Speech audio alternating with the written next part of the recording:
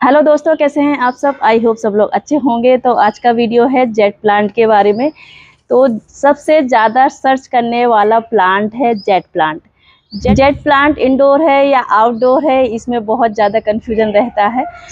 Proper indoor कोई plant नहीं होता है, थोड़ा बहुत उसको आउटडोर रखना ही पड़ता है, धूप दिखानी ही पड़ती है। तो इसलिए हम पूरा नहीं कह सकते कि पूरा ये इंडोर प्लांट है। इसको आप आउटडोर रख सकते हो, इंडोर रख सकते हो, बट इंडोर कुछ दिन रखेंगे, ज़्यादा दिन प्रॉपर जैसे ऐसा नहीं होता कि महीनों रखे रहे, ऐसा नहीं है। तो आज इसकी सारी केयर टिप्स बताऊंगी आपको, छोटी से छोटी चीज़ें बताऊंगी। अगर आपका जेट प्लांट ग्रो नहीं कर रहा है, कैसे बुशी करें, कैसे इसको सेव करें, बहुत सारी चीज़ें हैं इसके बारे में। तो आज इस वीडियो में आपको सारी चीज़ें एक ही वीडियो में कवर करने वाली हूँ। अगर आप जेट प्लांट लगा रहे हैं या बिगिनर्स हैं, आप लगाना चाहते हैं, तो आपके लिए सबसे इजी प्लांट होता है जेट प्लांट को ग्रो करना।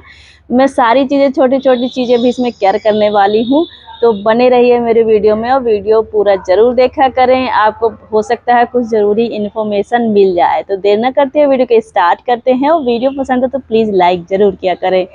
तो ये जेट प्लांट ऐसा होता है देखने में, देखिए इस तरह से इसकी पत्तियां इस तरह से होती हैं, थोड़ा जैसे ना इसको बटन वाला प्लांट भी कहते हैं, इस तरह से होती हैं।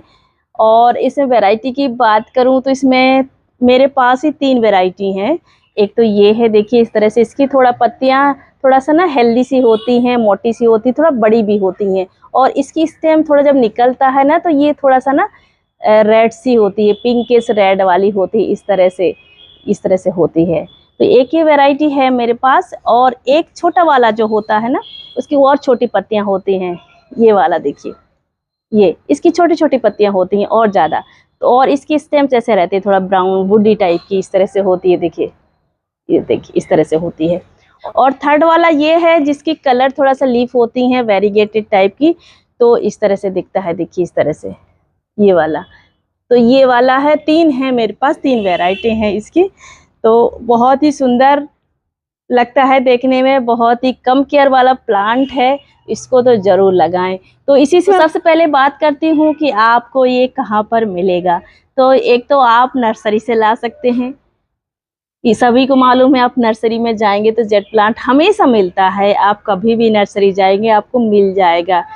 80 रुपये से लेकर 70-80 से लेकर 100 150 अराउंड मिल जाता है, 100 के आसपास मिल जाता है, ज़्यादातर मिल जाता है जेट प्लांट।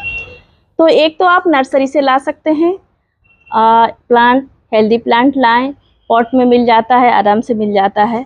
और दूसरा प्लांट मैं कहूँगी कि अगर आपके पास, किसी के पास जो गार्डनिंग करते हैं, हर गार्डनर के पास जेट प्लांट होता है, ज़्यादातर होता है। तो अगर है तो लाने की ज़रूरत नहीं होती है, किसी से भी आप उनसे एक प्यार से कटिंग मांग लीजिए, दे देंगे। आप एक कटिंग, छोटी सी छोटी कटिंग से भी आप हज़ारों कटिंग बना सकते हैं।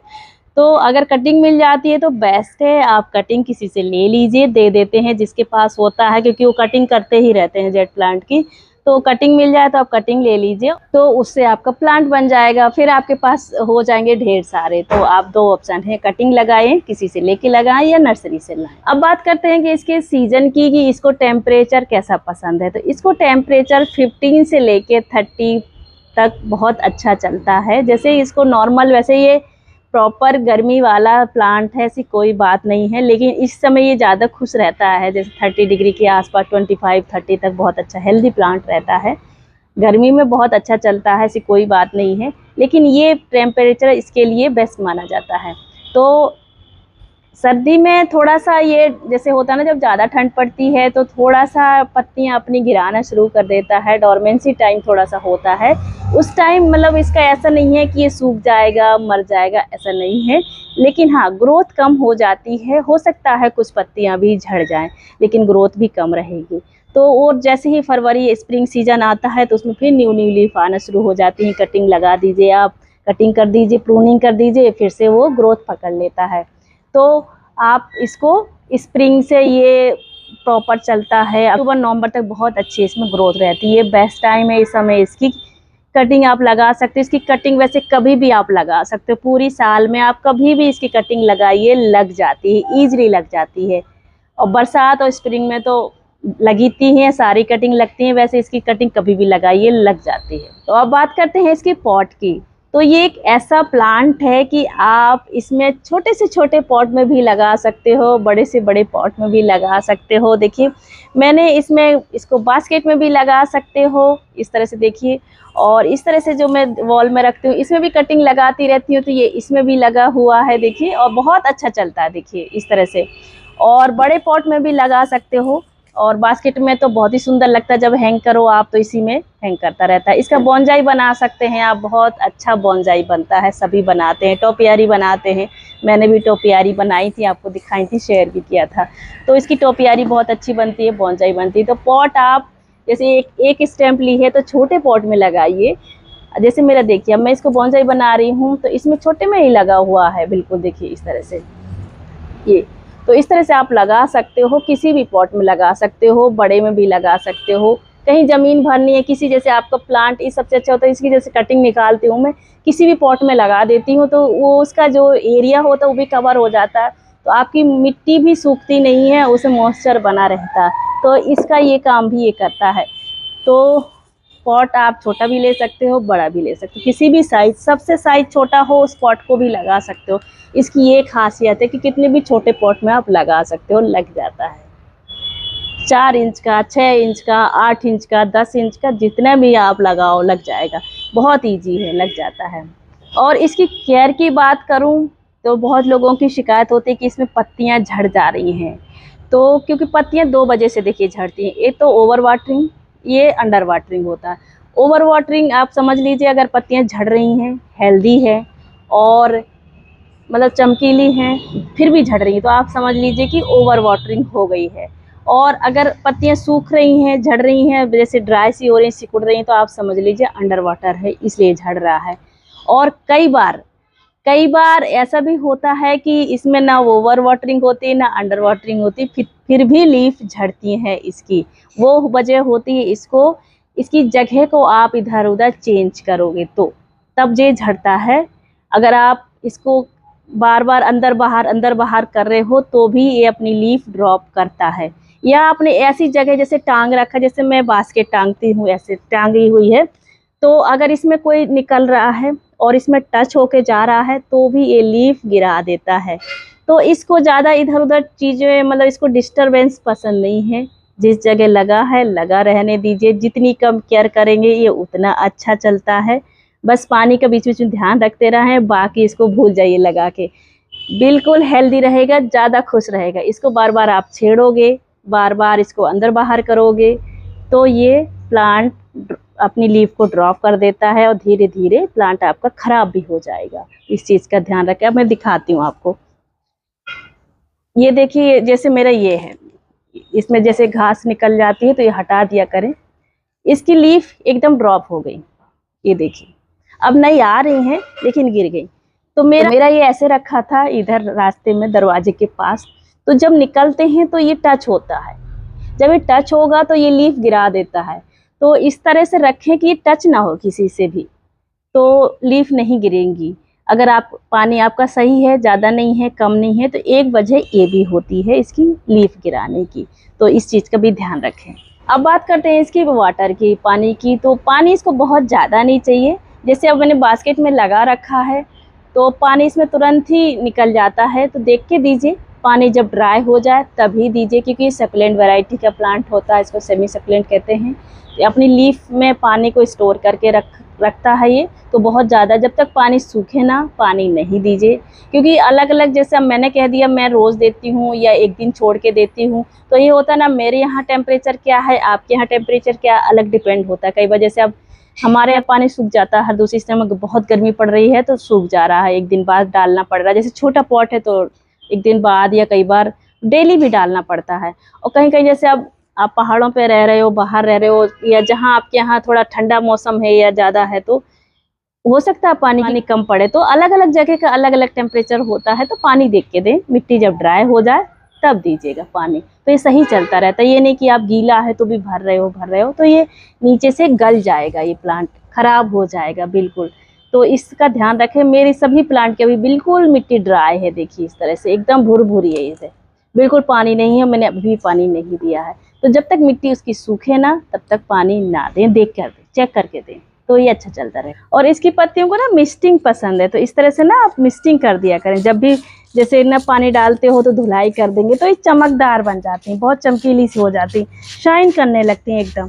तो मिस्टिंग जरूर किया करें, सुबह कर दें, शाम को जब भी पानी डालते हो मैं तो धुलाई कर देती हूँ, तो एकदम लीफ चमकने लगती हैं। इस तरह से मिस्टिंग जरूर किया करें, तो हेल्दी होती हैं ये पत्तियाँ इस तरह से।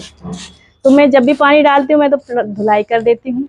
अगर आप ऐसे नहीं कर पा रहे हैं, कहीं ऐसे रखा है जहाँ पानी उस तरह से डाल रहे हो, तो मिस्टिंग जरूर करें, गर्मियों में बहुत आपका अच्छा प्लांट रहे। अब नेक्स्ट बात करते हैं इसकी सॉइल मीडिया की। तो क्योंकि जैसे बताया मैंने कि सकुलेंट, सेमी सकुलेंट प्लांट है, सकुलेंट वैरायटी के प्लांट है, तो मिट्टी ऐसी बनाए, इसकी वेल ड्रेन मिट्टी होनी चाहिए। तो उसके लिए आप एक भाग मिट्टी ले लें, गार्डन सॉइल, जो भी आपके पास गार्डन जो मिट्टी होती है गार्डन में वो ले लें।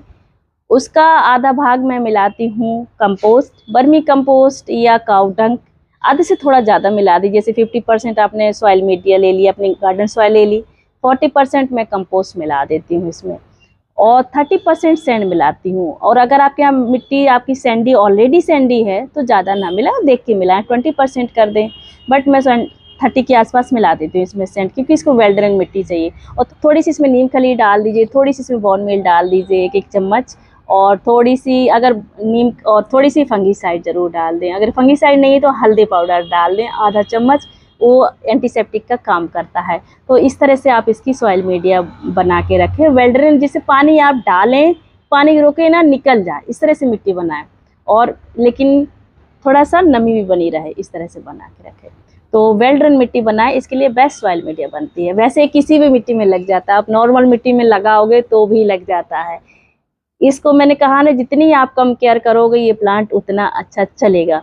तो मिट्टी इसके लिए ऐसे बना सकते हो। अब बात करते हैं इसकी फर्टिलाइज़र की। तो वैसे ये बहुत हैवी फीडर नहीं है, बट आप चाहते हो कि ग्रोथ अच्छी हो, थोड़ा शाइन रहे, तो आप हर महीने थोड़ा सा डाल सकते हो। लिक्विड फर्टिलाइज़र डाल सकते हो, जो अनियन पील का बनाते हैं वो डाल सकते हो, या फिर आप जो काऊ डंग का जो घोल के बनाते हो ना, जो उपले पानी भिगो के बनाते हो, उसको थोड़ा सा ले लीजिए। उसको मैं तो 5 गुना पानी उसमें मिला दी। जैसे 1 मग्घा वो लिक्विड फर्टिलाइज़र लिया, 5 मग्घे मैंने उसमें पानी मिला दिया, तो फिर उसको मैं डाल देती हूँ।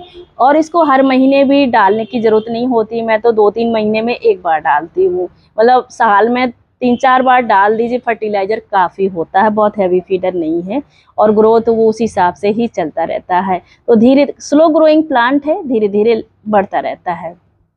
तो फर्टिलाइज़र आप देख के दें, ज़्यादा ज़रूरत नहीं होती है, देना चाहें तो आप दे सकते हो।